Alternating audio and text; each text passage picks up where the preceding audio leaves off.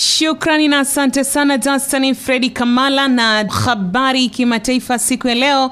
Moja kwa moja tuanze kuangazia huko Lusaka. Nchi ya Marekani imetangaza kupunguza msaada wa dola za Marekani milioni 50 ambazo ni sawa na pesa za Tanzania shilingi bilioni 134.3 kwa sekta ya afya nchini Zambia, kutokana na nchi hiyo kushindwa kushughulikia wizi wa dawa na vifaa tiba vilivyotolewa na Marekani.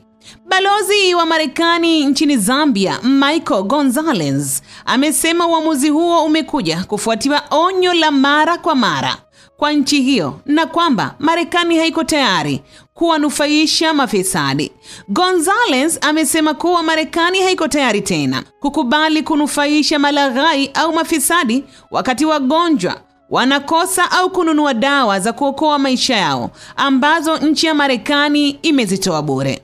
Kwa upande wake, serikali ya Zambia kupitia waziri wake wa afya Elia Muchima ameishukuru nchi ya Marekani kwa msaada wake wa ukarimu na kusema kuwa serikali ya Zambia inaendelea kuchukua hatua za kukabiliana na suala hilo.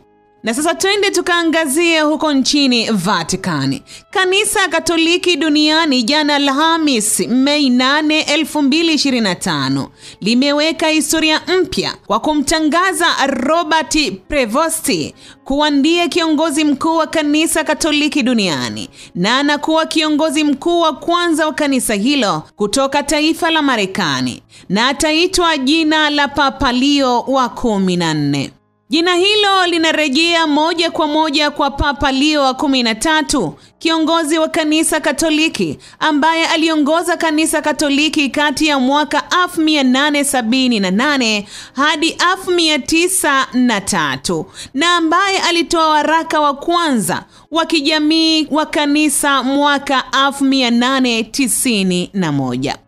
Robert Francis Prevost alikuwa kiongozi wa dikasteri ya maaskofu na raia wa tume ya kipapa ya Amerika ya Kusini tangu mwaka 2023. Robert Francis Prevost alizaliwa mwaka 1955 huko Chicago, Illinois nchini Marekani. Ni msomi mwenye degree 5. Papa Leo wa 14 ni papa wa kwanza kutoka nchini Marekani. Pia ni papa wa kwanza kudumu kwenye ukardinali kwa muda mfupi kabla ya kuwa papa, kwani aliteuliwa kuwa kardinali mwaka 2023 na mwaka 2025 amekuwa papa. Papa Leo wa 14 anaongea lugha 6 kwa ufasaha ambazo ni Kiingereza, Kihispaniola, Kiitaliano, Kifaransa, Kireno na Kijerumani. Papa Leo wa 14 ametumia muda wake mwingi akitumikia nchini Peru na ana uraia wa Marekani na Peru, ambapo kuchaguliwa kwake kunafuatia kifo cha Papa Francis aliyefariki akiwa na umri wa miaka 88 siku ya Jumatatu ya Pasaka 2021 Aprili, na mazishi yake kufanyika siku ya Jumamosi tarehe 26 Aprili mwaka 2025. Na sasa twende tukahitimishe habari za kimataifa siku njema kabisa, ikiwa ni siku ya Ijumaa Munawar ya tarehe 9 ya mwezi wa 5 mwaka 2025.